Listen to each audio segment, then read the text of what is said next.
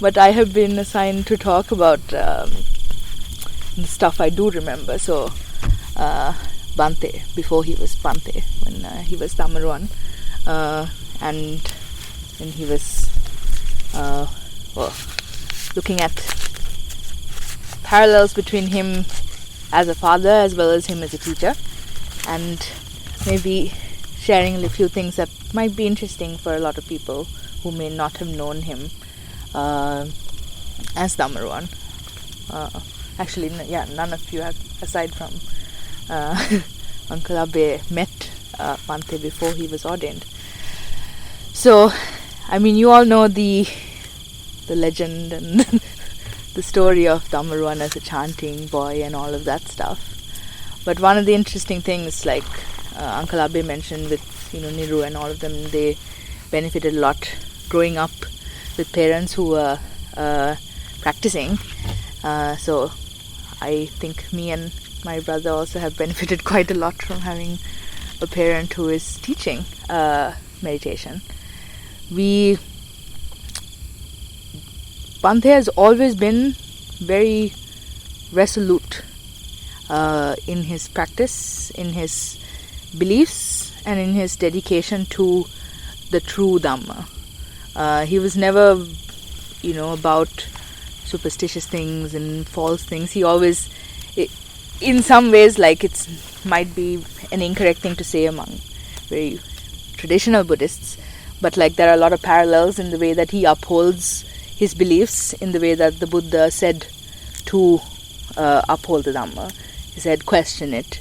But like when he taught us, he would always say like, question it. But then he would explain it so that we understand it.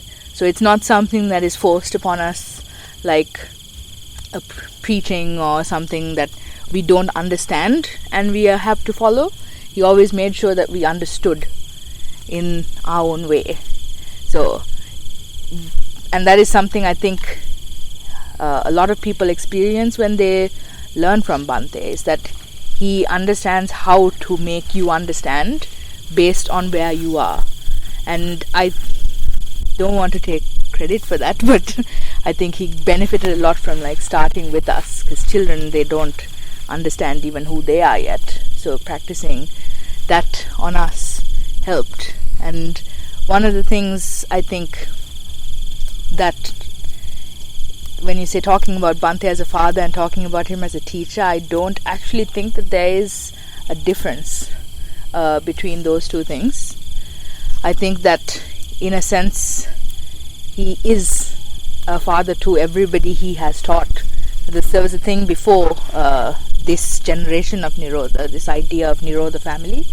So we always were a group of people where Bhanté led you, Dhammaruwan taught you, and he was invested in your practice, and invested not as a teacher is invested in in a grade book, in names and numbers.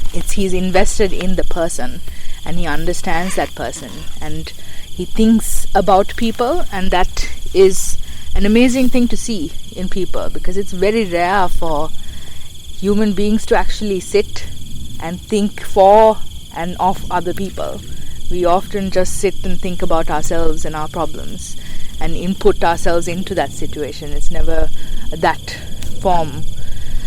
So it has been really, really amazing to see him consistently do this and just keep getting better when you can't even like imagine that it can get better. Because there were phases where I remember when he said that he used to ask us about what to talk about. But I don't think that was him being shy. It was more him trying. It was part of his parenting technique. He always empowered us. So that was more just to make us feel like, yes, I am also involved in this. And like it was a nice thing to be like, oh yes, I get to tell Dad what he should talk about today. And it's nice as a young person to be listened to. I think that is one of the things that sets his style of teaching. Like he even said people don't listen just a few minutes ago, but he always listens and he truly hears you. And all of these things that we've had growing up it's so nice to see that people are benefiting from those things. That's not just us, that other people also get to benefit from his, kindness, his amazing wisdom, his hilarious stories, and it's always interesting. He always tries to relate everything to what you understand. So I think in some ways it might be a power for sure. He understands people in a different sense. And I think a lot of people have always felt when you sit in his talks like he's talking to me. He's read my mind. He's hiding in the room, listening to what I'm thinking or saying out loud, and then talking to me. But it's just he understands people because he thinks for people. And he's an amazing man. It's been, like I said, akin to a knighthood to be even remotely a part of this work, to see that he is continuously teaching. And it's such, from the perspective of a young person, in terms of role models, things you expect, there's not a lot of good role models in pop culture and modern society.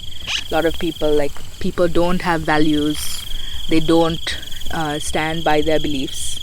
But Bhanté, as Damaruan and as Bhanté, has always believed in the same things. And it's a very nice thing to see, not just in a man, a teacher and a father. It's an amazing thing for the world.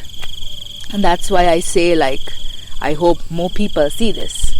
Because it is an amazing thing, definitely. And I think the world could use it, given the state of affairs with all World War III and all of these. There are some issues happening that won't affect Sri Lanka very much. But yeah, so I think the world definitely needs more wholesome. So please don't run to a jungle. Even though we are getting into the phase where all the wisdom runs to the jungle, I think we still need it. And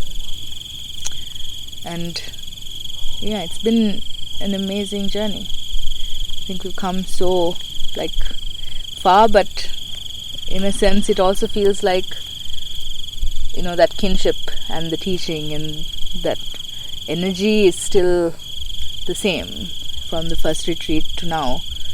There's that wholesome belief, wholesome passion, wholesome drive and wholesomeness.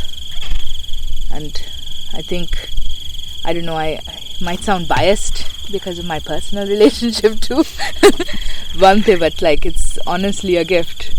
And it's very rare to see that.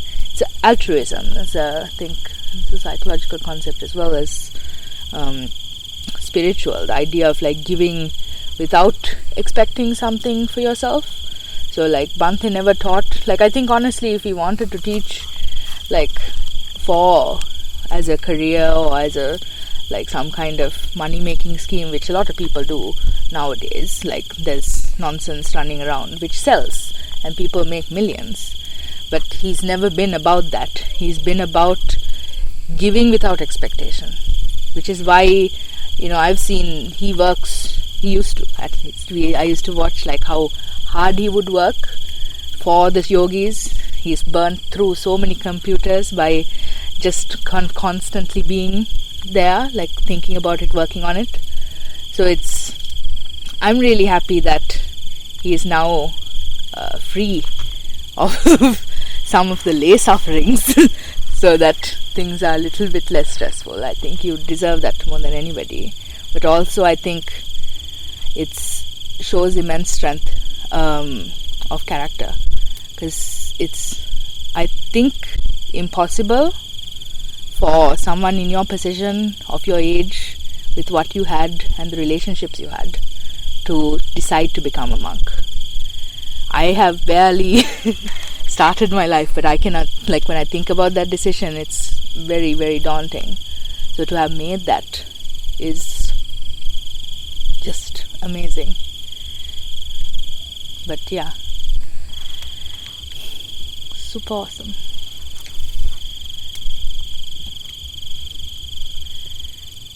And yes, so definitely looking forward to seeing you all in 10 years. Again. Again. I think you will probably have more grey hair. More hair dye. Retreats make us go grey, Bhanté. That's because there's no hair dye. No, don't say that. And yeah, it's a blessing, and I think we're all very lucky. And people don't think about that. They don't think about blessings, the blessings they have in life, to be able to hear it.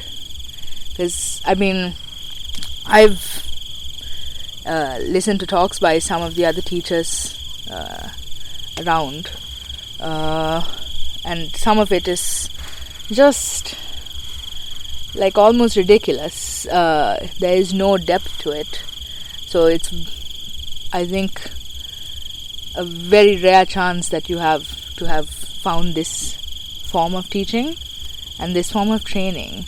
Because I think with Bhanté, each and every student of his is a child. He's a child that he is raising. So like with Anuruddha said, he's always there in the background thinking about your practice and your journey and helping you get to where you want to go.